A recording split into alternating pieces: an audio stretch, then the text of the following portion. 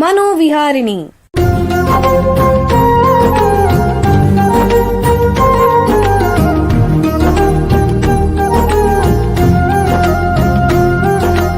ಬೆಂಗಳೂರಿನ ನಿಮ್ಹಾನ್ಸ್ ವತಿಯಿಂದ ಮಾನಸಿಕ ಆರೋಗ್ಯ ಮತ್ತು ನರವಿಜ್ಞಾನ ಕುರಿತ ಪ್ರಾಯೋಜಿತ ಶಿಕ್ಷಣ ಮಾಲಿಕೆ. ಸಹಯೋಗ ಕರ್ನಾಟಕ ವಿಜ್ಞಾನ ಮತ್ತು ತಂತ್ರಜ್ಞಾನ ಅಕಾಡೆಮಿ, ವಿಜ್ಞಾನ ಮತ್ತು ತಂತ್ರಜ್ಞಾನ ಇಲಾಖೆ, ಕರ್ನಾಟಕ ಸರ್ಕಾರ. ಕೇಳಿ ಮಾನಸಿಕ ಆರೋಗ್ಯ ಮತ್ತು ನರವಿಜ್ಞಾನ ಕುರಿತ ಮಾಲಿಕೆ ಮನೋವಿಹಾರಿಣಿ. ನಮಸ್ಕಾರ ಶ್ರೋತೃಗಳೇ, ನಿಮಗೆಲ್ಲರಿಗೂ ಮನೋವಿಹಾರಣೆ ಶಿಕ್ಷಣ ಮಾಲಿಕೆಯ ಈ ಸಂಚಿಕೆಗೆ ಆತ್ಮೀಯ ಸ್ವಾಗತ.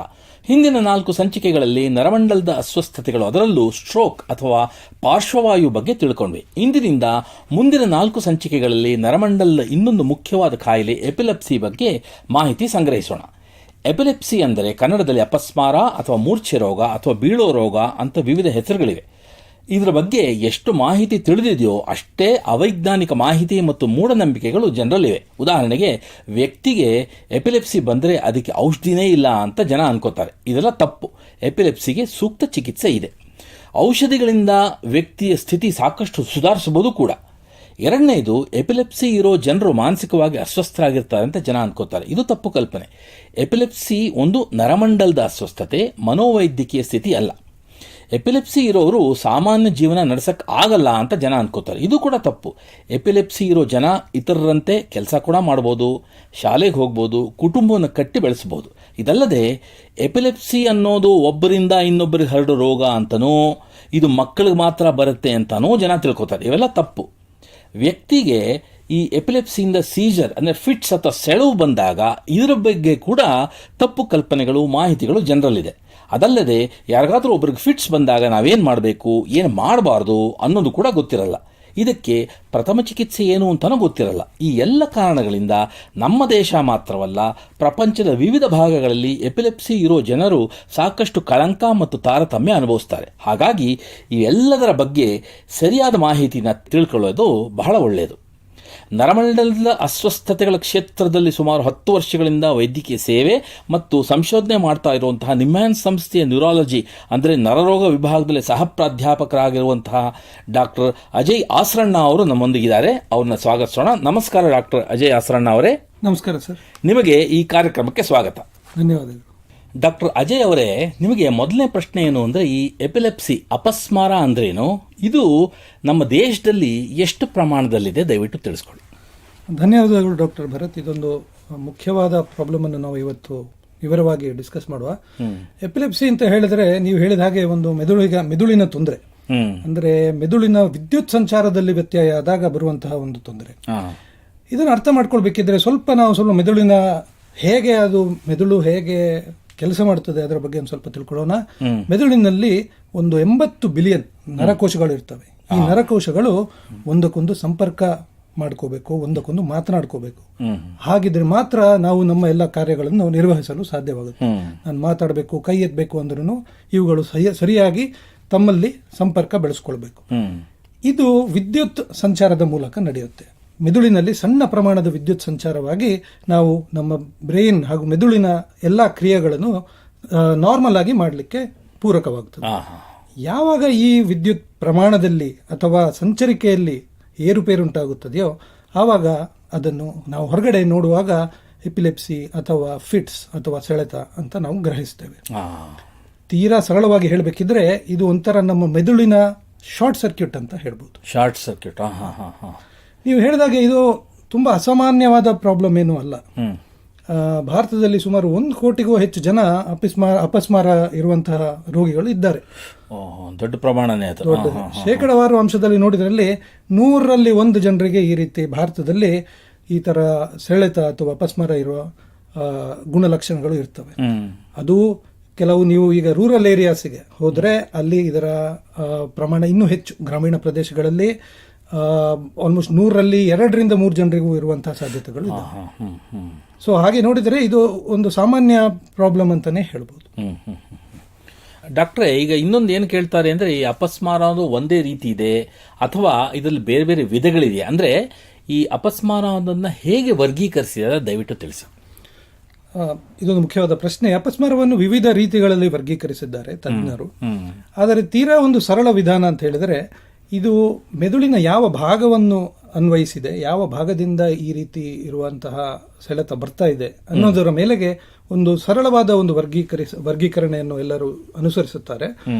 ಅದು ಏನು ಅಂತ ಹೇಳಿದ್ರೆ ಫೋಕಲ್ ಎಪಿಲೆಪ್ಸಿ ಅಂತ ಹೇಳಿದ್ರೆ ಕೇಂದ್ರೀಕೃತವಾದ ಒಂದು ಅಪಸ್ಮಾರ, ಮೆದುಳಿನ ಒಂದು ಭಾಗದಿಂದ ಬರುವಂತಹ ಒಂದು ಸೀಜರ್ ಅಥವಾ ಫಿಟ್ಸ್, ಹಾಗೂ ಜನರಲೈಸ್ಡ್ ಅಂದರೆ ಸಾರ್ವತ್ರಿಕವಾಗಿ ಮೆದುಳಿನ ನಾನಾ ಭಾಗಗಳಿಂದ ಬರುವಂತಹ ಒಂದು ಫಿಟ್ಸ್. ಒಂದೇ ಕಡೆ ಆಗ್ಬೋದು ಅಥವಾ ಮೆದುಳಿನ ವಿವಿಧ ಭಾಗಗಳಿಂದ ಏಕಕಾಲಕ್ಕಾಗ್ಬೋದು. ಹೌದು, ಎಕ್ಸಾಕ್ಟ್ಲಿ. ಅದಕ್ಕೆ ನಾವು ಇಂಗ್ಲಿಷ್ ನಲ್ಲಿ ಫೋಕಲ್ ಎಪಿಲೆಪ್ಸಿ, ಜನರಲೈಸ್ಡ್ ಎಪಿಲೆಪ್ಸಿ ಅಂತ ಹೇಳ್ತೇವೆ. ಸೊ ಈ ವಿಭಾಗೀಕರಣದಿಂದ ನಾವು ಒಂದು ನಿಖರವಾದ ನಿರ್ಧಾರಕ್ಕೆ ಬರಲು ಯಾವ ರೀತಿಯ ಔಷಧಗಳನ್ನು ಕೊಡಬೇಕು, ಯಾವ ರೀತಿ ಇದನ್ನು ನಿರ್ವಹಿಸಬೇಕು ಅನ್ನೋದಕ್ಕೆ ಅನುಕೂಲ ಆಗ್ತದೆ. ಬಹಳ ಉಪಯುಕ್ತ ಮಾಹಿತಿ ನೀಡಿದಿರಾ. ಈಗ ಒಂದು ಸಣ್ಣ ವಿರಾಮ ತಗೊಳ್ಳೋಣ. ನಂತರ ಎಪಿಲೆಪ್ಸಿ ಬಗ್ಗೆ ಹೆಚ್ಚಿನ ಚರ್ಚೆನ ಮುಂದುವರಿಸೋಣ. ಬೆಂಗಳೂರಿನ ನಿಮ್ಹಾನ್ಸ್ ಮಾನಸಿಕ ಆರೋಗ್ಯ ಮತ್ತು ನರವಿಜ್ಞಾನ ಕ್ಷೇತ್ರದಲ್ಲಿ ಹೆಸರುವಾಸಿ.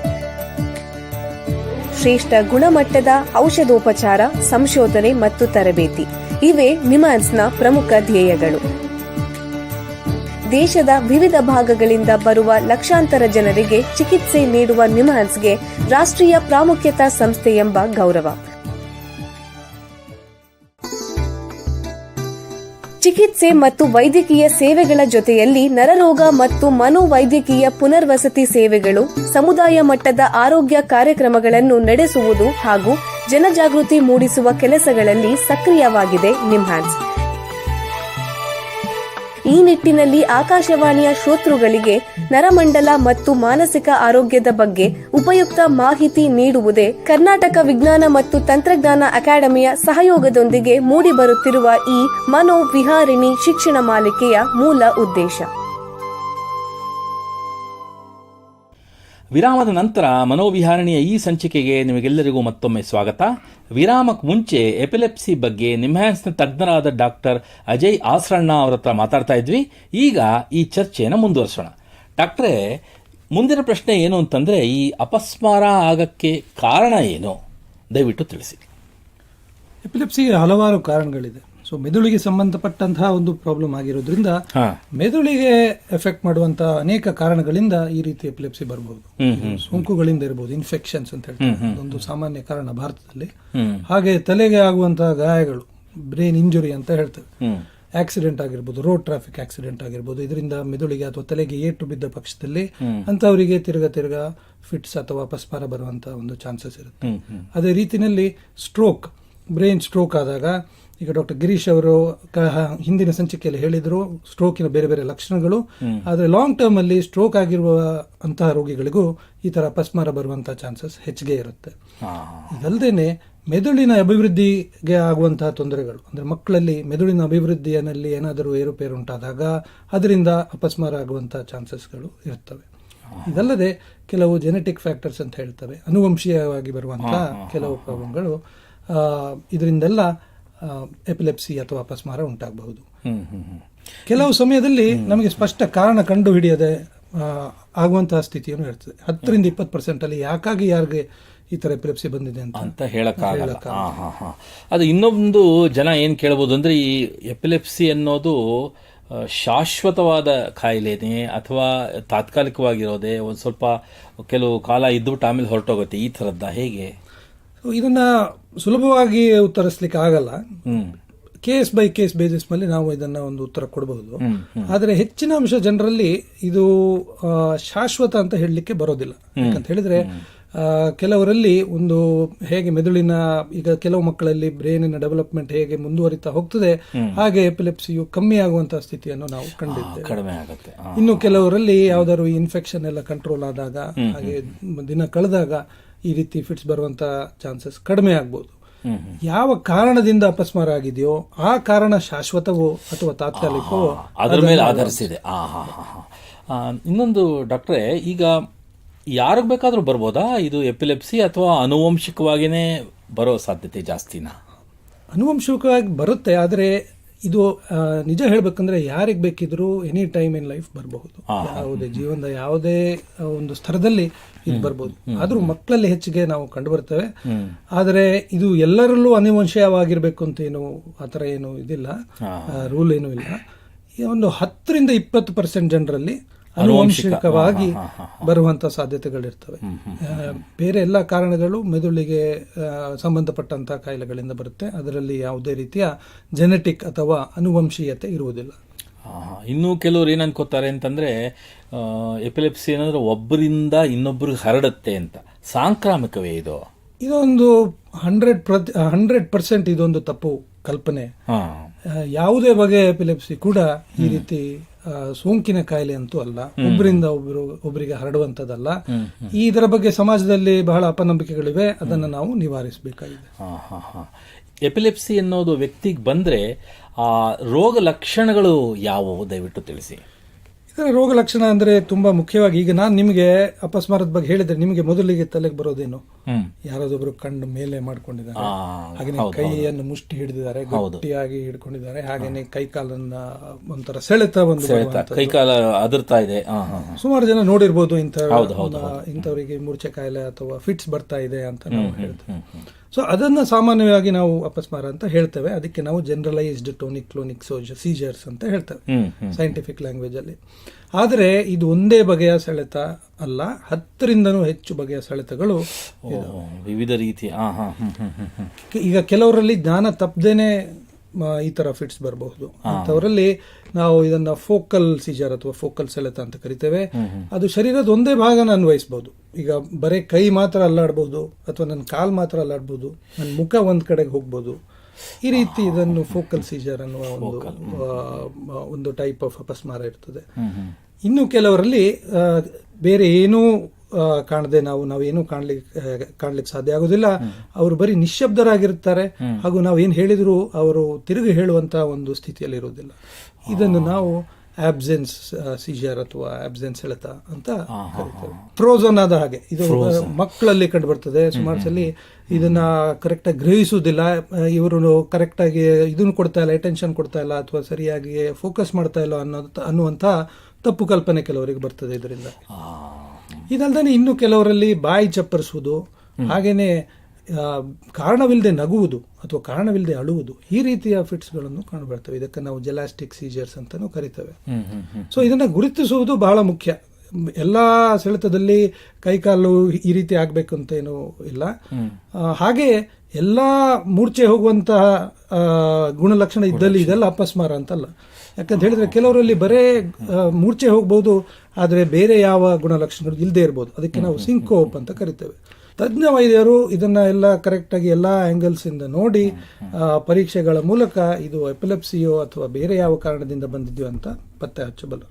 ಅದಲ್ಲದೆ ಈಗ ನಮ್ಮ ಕರ್ನಾಟಕದಲ್ಲಿ ಕೆಲವು ಮಂಡ್ಯ ಜಿಲ್ಲೆ ಹಾಗೂ ಅದರ ಸುತ್ತಮುತ್ತಿನ ಕೆಲವು ಡಿಸ್ಟ್ರಿಕ್ಟ್ಸ್ ಅಲ್ಲಿ ನಾವು ಏನ್ ಕಾಣ್ತೇವೆ ಅಂತ ಹೇಳಿದ್ರೆ ಒಂದು ಹಾಟ್ ವಾಟರ್ ಎಪಿಲೆಪ್ಸಿ ಅಂತ ನಾವು ಕೇಳ್ತೇವೆ. ಇಂಥವರಲ್ಲಿ ಬರೇ ಬಿಸಿನೀರು ಯಾವಾಗ ತಲೆ ಮೇಲೆ ಅವರು ಹಾಕೋತಾರೋ ಆವಾಗ ಮಾತ್ರ ಬರುವಂತಹ ಒಂದು ಫಿಟ್ಸ್. ಇದೊಂದು ವಿಶೇಷವಾದಂತಹ ಒಂದು ಗುಣಲಕ್ಷಣ. ಬಹುಶಃ ಪ್ರಪಂಚದಲ್ಲೇನೆ ಈ ತರ ಬಿಸಿ ನೀರಿನಿಂದ ಬರುವಂತಹ ಸೀಜರ್ಸ್ ನಾವು ಅದನ್ನ ಕಾಣ್ತಾ ಇರುವುದು ಇಲ್ಲಿ ತುಂಬಾ ವಿಶೇಷ. ಅಂದ್ರೆ ತಲೆ ಮೇಲೆ ಬಿಸಿನೀರು ಬಿದ್ರೆ ಅದರಿಂದ ಅವರಿಗೆ ಸೆಳೆತ ಬರುತ್ತೆ. ಹೌದು ಹೌದು. ಬಹಳ ಉಪಯುಕ್ತ ಮಾಹಿತಿ ನೀಡಿದಿರಾ. ನೋಡಿ, ನಿಮ್ಮ ಹತ್ರ ಮಾತಾಡ್ತಾ ಕಾಲ ಕಳೆದಿದ್ದೇ ಗೊತ್ತಾಗ್ಲಿಲ್ಲ. ಇಲ್ಲಿಗೆ ಈ ಸಂಚಿಕೆ ಮುಗಿಸುವಂತ ಸಮಯ ಆಗ್ತಿದೆ. ಡಾಕ್ಟರ್ ಅಜಯ್ ಅಸರಣ್ಣ ಅವರೇ, ಎಲ್ಲ ಕೇಳುಗರಿಗೆ ಎಪಿಲೆಪ್ಸಿ ಬಗ್ಗೆ ಉಪಯುಕ್ತ ಮಾಹಿತಿ ನೀಡಿದಿರಾ. ನಿಮಗೆ ಎಲ್ಲರ ಪರವಾಗಿ ಧನ್ಯವಾದಗಳು. ಶ್ರೋತೃಗಳೇ, ಮಾನಸಿಕ ಆರೋಗ್ಯ ಮತ್ತು ನರವಿಜ್ಞಾನದ ಬಗ್ಗೆ, ಅದರಲ್ಲೂ ಎಪಿಲೆಪ್ಸಿ ಬಗ್ಗೆ ಇನ್ನೂ ಹೆಚ್ಚಿನ ಮಾಹಿತಿಯೊಂದಿಗೆ ಮನೋವಿಹಾರಣೆಯ ಮುಂದಿನ ಸಂಚಿಕೆಯಲ್ಲಿ ಭೇಟಿಯಾಗೋಣ. ನಮಸ್ಕಾರ. ಇಲ್ಲಿಯವರೆಗೆ ಬೆಂಗಳೂರಿನ ನಿಮ್ಹಾನ್ಸ್ ವತಿಯಿಂದ ಮಾನಸಿಕ ಆರೋಗ್ಯ ಮತ್ತು ನರವಿಜ್ಞಾನ ಕುರಿತ ಪ್ರಾಯೋಜಿತ ಶಿಕ್ಷಣ ಮಾಲಿಕೆ ಮನೋವಿಹಾರಿಣಿ ಕೇಳಿದಿರಿ. ಸಹಯೋಗ ಕರ್ನಾಟಕ ವಿಜ್ಞಾನ ಮತ್ತು ತಂತ್ರಜ್ಞಾನ ಅಕಾಡೆಮಿ, ವಿಜ್ಞಾನ ಮತ್ತು ತಂತ್ರಜ್ಞಾನ ಇಲಾಖೆ, ಕರ್ನಾಟಕ ಸರ್ಕಾರ. ನೆರವು ಮಾನಸಿಕ ಆರೋಗ್ಯ ಶಿಕ್ಷಣ ವಿಭಾಗ, ನಿಮ್ಹಾನ್ಸ್ ಹಾಗೂ ನಿವೇದಿತಾ ಬಿಎಸ್, ನಿಮ್ಹಾನ್ಸ್. ಸಂಗೀತ ಸಂಯೋಜನೆ ಕೆ ಕಲ್ಯಾಣ್. ಪರಿಕಲ್ಪನೆ, ನಿರೂಪಣೆ ಮತ್ತು ನಿರ್ಮಾಣ ಡಾಕ್ಟರ್ ಎಂಎಂ ಶ್ರೀನಿವಾಸ್ ಭರತ್, ನಿಮ್ಹಾನ್ಸ್. ನಿಮ್ಮ ಸಂದೇಶಗಳನ್ನು ಕಳಿಸಬೇಕಾದ ದೂರವಾಣಿ ಸಂಖ್ಯೆ 7899105524. 7899105524. ವಾಟ್ಸ್ಆಪ್ ಸಂದೇಶಗಳು ಮಾತ್ರ. ಈ ಕಾರ್ಯಕ್ರಮದ ಮುಂದಿನ ಸಂಚಿಕೆ ಮುಂದಿನ ವಾರ ಇದೇ ಸಮಯಕ್ಕೆ ಮನೋವಿಹಾರಿಣಿ ಮಾಲಿಕೆಯಲ್ಲಿ.